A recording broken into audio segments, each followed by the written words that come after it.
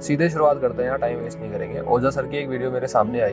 दरअसल अवध ओझा जी का एक और वीडियो अभी पिछले करीब 24 घंटे से और ज्यादा वायरल हो रहा है। और अब अवध ओझा सर के साथ ये खेल खेला जा रहा है। आखिरकार अवध ओझा सर ने क्या कहा जो आईटी सेल वालों को, मोदी समर्थकों को इतना बुरा लग गया। पहले तो मैं ओझा सर की रेस्पेक्ट करता हूँ, एक टीचर है, अच्छा पढ़ाते हैं, सब कुछ सब बढ़िया सिस्टम है। क्योंकि वो रमेश विदुड़ी वाला जो एक्सीडेंट हुआ था ना, इंसिडेंट हुआ था, जो ओझा सर को इस बात पे बुरा लग गया कि किसी मेंबर ऑफ पार्लियामेंट ने ऐसा कुछ बोल दिया।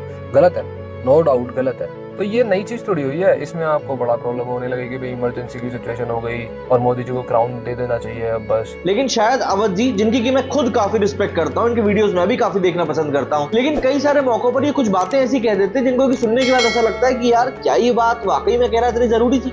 ये टीचिंग नहीं हो रही, ब्रेन वॉश हो रहा है। इस तरह के आरोप लगाए जा रहे हैं और बहुत ज्यादा ट्रोल किया जा रहा है अवध ओझा सर को। तो कोई मोदी को तानाशाह बता रहा है। मोदी डायनेस्टी। अवध ओझा से लेकर करण सांगवान तक देश के कई बड़े शिक्षक मोदी सरकार को देश के लिए खतरा बता चुके हैं। आगे अवध ओझा सर कहते हैं कि मोदी जी को अब क्राउन पहनने का वक्त आ गया है, राजा बन जाना चाहिए और मोदी डायनेस्टी की शुरुआत करनी चाहिए। और आखिर में वीडियो के उन्होंने और भी ज्यादा सबसे घटिया बात कह दी कि भैया इमरजेंसी अगर देश में लग गई तो हमारा घर तो नेपाल बॉर्डर के पास है, हम तो नेपाल भाग जाएंगे। मतलब इनको वो अभी भी मतलब भारत में इमरजेंसी लगने का पूरा डर है।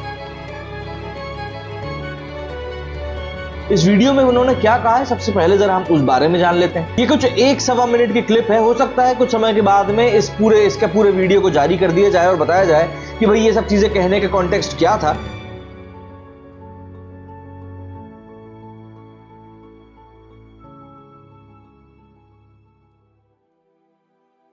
बगावत मनुष्य का नैसर्गिक हक है।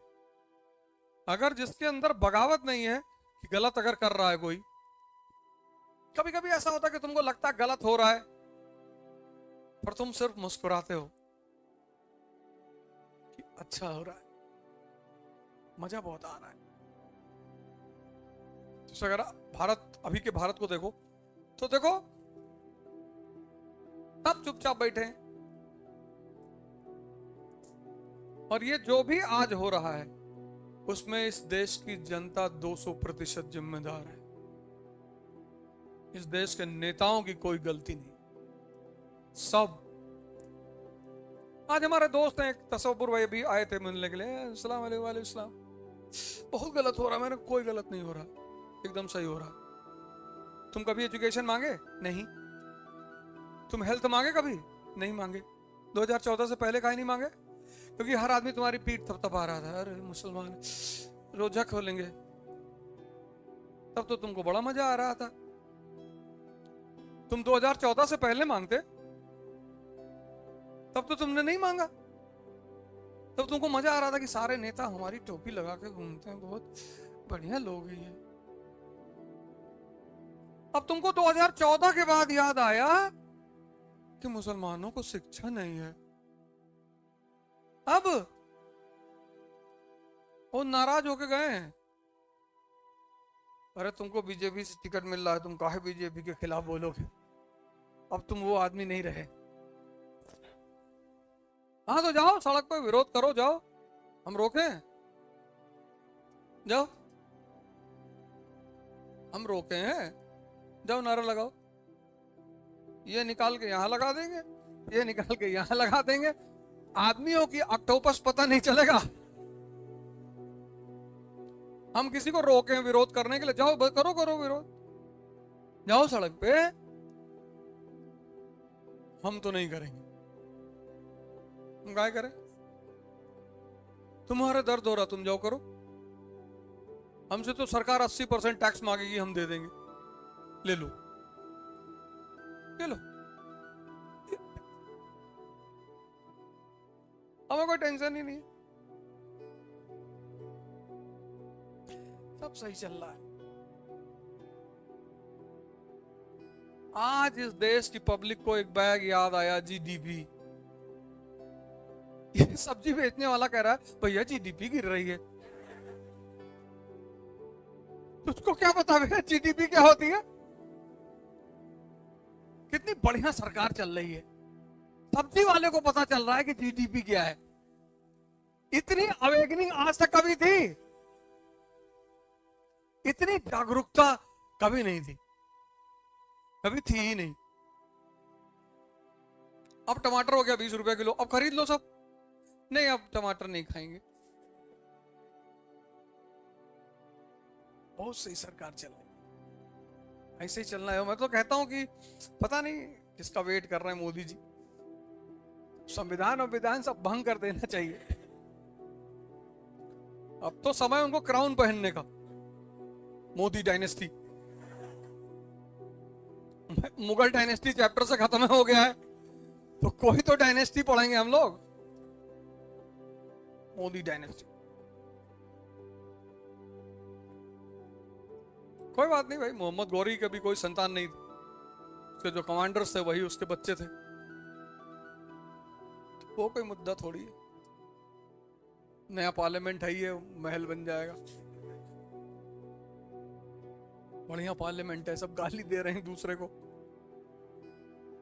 तो इमरजेंसी लगेगी, हम तो ऐसे धीरे से गोंडा से बगल में मेरा घर है, नेपाल बॉर्डर है, वहीं निकल लेंगे अपना। हमको तो कोई टेंशन नहीं। कानपुर इलाहाबाद वाले फंसेंगे। तुम लोग के अगल बगल कोई बॉर्डर नहीं है ना?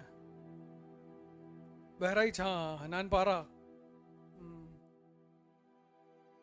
तो सर हम पढ़ते नहीं, आपको सुनते हैं, तो सर आप मतलब इतनी बड़ी जगह में कभी बोले भी नहीं है, बोलने की हिम्मत भी बड़ी हिम्मत से जुटा पाए सर। तो सर हम ये पूछना चाहते हैं सर कि हमारे देश में मतलब इतना करप्शन है जो भी है कि मतलब हम पैदा होते हैं तो पैदा होने से ही मतलब रिश्वतखोरी चलने लगती है सर, और मरते हैं तो मरने के बाद भी मतलब चले जाते हैं फिर भी रिश्वतखोरी बनी रहती है सर। जन्म प्रमाण पत्र बनवाना है सर तो साहब कहते हैं 500 रुपए दीजिए तो बन जाएगा, और मृत्यु प्रमाण पत्र बनवाना होता है सर तो साहब को बोलते हैं 500 रुपए दीजिए, 1000 रुपए दीजिए तो बन जाएगा। सर हम बोल रहे हैं तो थर थर काँप रहे हैं, पहली बार बोल रहे हैं सर यहाँ से हम। तो सर मतलब कुछ हो सकता है अपने देश का क्या? कोई जिस दिन जी सर इस देश में ना तो यहाँ के अधिकारी करप्ट है और ना यहाँ के नेता, तो करप्ट है कौन? इस देश की जनता पैसा लेके वोट देती है, पैसा लेकर। वो जो शरीफ नेता यहाँ पे, वो जो शरीफ लोग मौजूद हैं तुम्हारे बीच, तुम अपने ही धर्म का नेता चुनो, अपने ही जाति का चुनो, अंबेडकर जैसा चुनो, राम मनोहर लोहिया जैसा चुनो। राम मनोहर लोहिया की मृत्यु हुई, उनके जेब में 20 रुपया पड़ा हुआ था, 20 रुपया, और उन्होंने अंतिम इच्छा ये थी कि जब मैं मरूंगा तो मेरी डेड बॉडी को इलेक्ट्रिक मशीन में जलाना, क्योंकि भारत एक गरीब देश है और इस गरीब देश का पैसा मेरी मिट्टी में नहीं लगना चाहिए। जब तक इस देश की जनता ऐसे नेताओं को दोबारा नहीं चुनेगी, घर जाकर बुलाना पड़ेगा, तुम्हें ढूंढना पड़ेगा कि चाचा हमारी तरफ से चल के इलेक्शन लड़ लो, चाचा हम वोट देंगे चाचा आपको। इस देश में अधिकारी और नेता सबसे अच्छे हैं। इस देश की जनता जब इलेक्शन आता है पहुंच जाती, भैया हमारे गाड़ी में तेल भरवा दो, और पहुंच जाती ससुराल और पूड़ी खा रही हो, सब्जी खा रही हो, कह रही भैया आज व्यवस्था नहीं हुई भैया। तो जो तुम्हारे ऊपर 100 करोड़ रुपया खर्चा करके तुमसे वोट खरीद रहा है, तुम सोचते हो वो अपना पैसा निकालेगा? नहीं, वो तो कहो जन्म और मृत्यु का पैसा ले रहा है, नहीं तो भगवान से समझौता करके तुमको वहां एंट्री का भी पैसा ले तुमसे वो। तो पहले इस देश का राजा कौन है? इस देश की जनता। We the people of India solemnly resolve. और जिस दिन इस देश की जनता अच्छी हो जाएगी उस दिन इस देश का नेता खुद ब खुद अच्छा हो जाएगा।